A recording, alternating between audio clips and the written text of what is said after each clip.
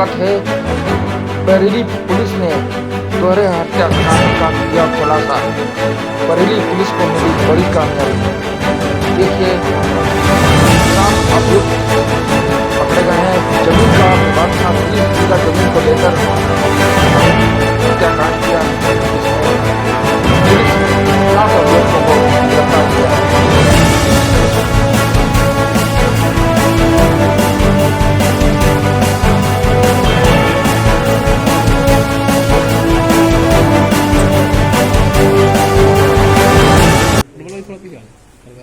इस घटनाक्रम में 7 अभियुक्तों को गिरफ्तार किया गया है और इन्वेस्टिगेशन से ये बात प्रकाश में आई है कि ये राजेश का जो मर्डर हुआ है उनके पारिवारिक विवाद में उनकी ज़मीन को लेकर हुआ है। इसमें उनकी पुत्रवधू का भाई सूर्या और उनके परिवार के लोग मेन कॉन्स्पिरेटर थे। सूर्या ने पूछताछ से बताया है कि गांव में ये आम चर्चा थी कि जो मृतक हैं राजेश उन्होंने अपनी वसीयत जो है अपनी पुत्रवधू के नाम कर दी थी और जो चर्चा थी वो उनके चरित्र के अच्छे ना होने के थी और उनकी बहन के बारे में कतिपय आपत्तिजनक चर्चाएं गांव में हो रही थी। इस कारण उसने अपने अन्य साथियों के साथ मिलके इनकी हत्या कर दी है।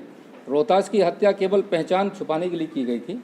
इस घटनाक्रम में 6 लोगों ने अल्टो कार से इनका लगातार पीछा किया और इनके कुछ साथियों ने जब ये लकड़ी बेचने आया था तो वहाँ से लगातार इनको इन्फॉर्मेशन पीछा देते हुए की।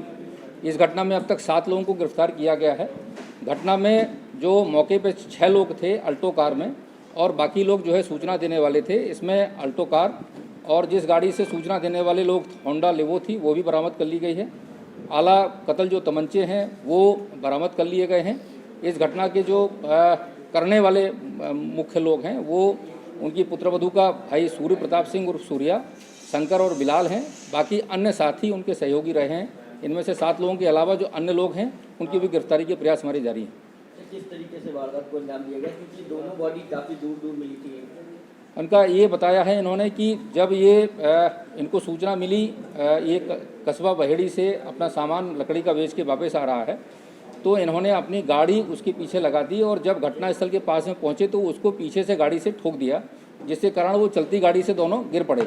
उसके बाद जो है इन लोगों ने उस पर गोली चलाई। जो दूसरा साथी रोहतास था वो अपनी जान बचाने के लिए गन्ने के खेत में भागा तो उसको भी उन्होंने पीछा करके उसको भी गोली मार दी। सर, बताया जा रहा है कि अवैध संबंध और वसीयत की बात निकल के सामने आ रही है। दोनों में से सो मोटिव क्या था कि आखिर किस वजह से हत्या की गई? जो अवैध संबंधों की चर्चा थी वो तो अफवाह है या सही है ये तो जांच का विषय है अभी, किंतु ये बात भी सत्य है कि उसमें 30 बीघा ज़मीन जो मृतक के नाम की थी उसने अपनी ज़मीन की वसीयत अपने बेटे के नाम ना करके अपनी पुत्रवधू के नाम कर दी थी।